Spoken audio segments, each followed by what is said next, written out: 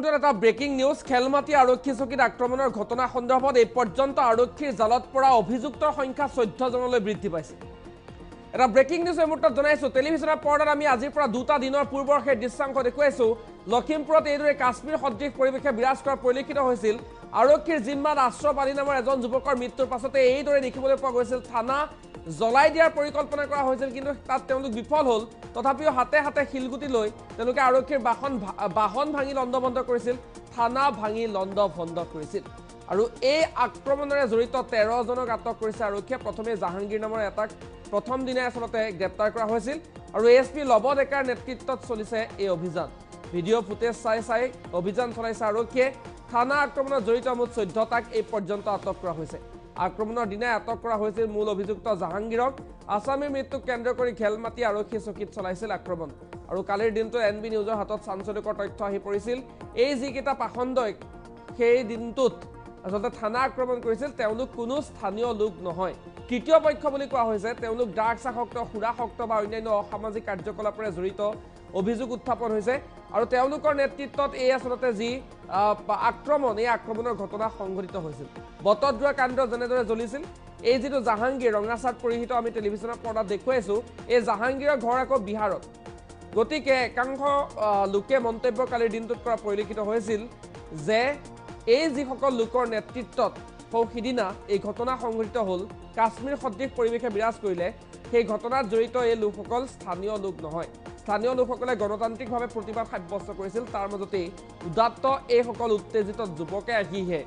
সেই সিদিনা কাশ্মীৰ সদৃশ পৰিৱেশৰ সৃষ্টি কৰিছিল আৰু এই পৰ্যন্ত 14 জনক আটক কৰিবলৈ সক্ষম হৈছে আৰক্ষী ফোনযোগে সংযুক্ত হৈছে আমাৰ লখিমপুৰৰ সাংবাদিক হাছিনুৰ আলমৰ সৈতে হাছিনুৰ আপোনাৰ কাষলৈ আহিছো এই ঘটনাৰে জড়িত 14টাক এই পৰ্যন্ত আটক কৰিছে আৰক্ষীয়ে তাওক সুমন্ত লখিমপুৰ আৰক্ষীৰ এতিয়া একশন আৰম্ভ হৈছে লখিমপুৰ আৰক্ষীক যেনে ধৰণে আক্ৰমণ কৰিছিল আৰক্ষী চকীত আক্ৰমণ কৰিছিল সেইসকল অভিযুক্তৰ বিৰুদ্ধে এতিয়া আৰক্ষীৰ ব্যাপক অভিযান চলিছে পৰিস্থিতি হাম কটাৰ লগে লগে সিসিটিভি ফুটেজ আৰু যিসমূহ সংবাদ মাধ্যমত ফুটেজ আছিল সেই ফুটেজসমূহ চাইছে আৰক্ষীয়ে আৰু সেইসমূহৰ ভিত্তিত এতিয়া আৰক্ষীয়ে অভিযান চলাইছে লখিমপুৰৰ অতিৰিক্ত আৰক্ষী অধীক্ষক হেডকোৱাৰ্টাৰ লৱ কুমাৰ ডেকাৰ নেতৃত্বত এই অভিযান চলিছে নিশাৰ ভাগত উৰে নিশা আৰক্ষী অভিযান চলাইছে আৰু যিসকল অভিযুক্তক স্পষ্টভাৱে দেখা গৈছে সিসিটিভি ফুটেজত বা সংবাদ মাধ্যমৰ ফুটেজত যিসকলে আৰক্ষী থানালৈ শিলগুটি নিক্ষেপ কৰিছিল আৰক্ষীৰ বাহনত আক্ৰমণ কৰিছিল আৰক্ষীৰ গালৈ শিলগুটি নিক্ষেপ কৰিছিল সেইসকল অভিযুক্তক আক্ৰমণকাৰীক এতিয়া এটা এটাকৈ ঘৰৰ পৰা চুচুৰাই আনিছে আৰক্ষীয়ে নিশাৰ ভাগত 13টাকৈ অভিযুক্তক আৰক্ষীয়ে আটক কৰিছে আৰু বৃহস্পতিবাৰে যিহেতু প্ৰতিবাদৰ নামত এক ভয়ানক পৰিস্থিতিৰ সৃষ্টি কৰিছিল আৰু সেই সময়ছোৱাতে সন্মুখৰ পৰা শিলগুটি নিক্ষেপ কৰা মূল অভিযুক্ত বিহাৰৰ জাহাংগীৰক আৰক্ষীয়ে খেদি ধৰা পেলাবৰ কাৰণে সক্ষম হৈছিল আৰু জাহাংগীৰক আদালতত হাজিৰ কৰা আৰক্ষীয়ে নিজৰ জিম্মাত লৈছে আৰু জাহাংগীৰক সোধা পোছা কৰাৰ পিছতে বহু বিস্ফোৰক তথ্য পোহৰলৈ আহিছে লখিমপুৰ আৰক্ষীয়ে এতিয়া এখন দীঘলীয়া তালিকা প্ৰস্তুত কৰিছে যিসকল আৰক্ষী চকীত আক্ৰমণকাৰী আছে কাকুকে ৰেহাই দিয়া নহব আৰক্ষীয়ে দীঘলীয়া তালিকা প্ৰস্তুত কৰি এএছপি লৱ কুমাৰ ডেকাৰ নেতৃত্বত এতিয়া অভিযান চলোৱা হৈছে আৰু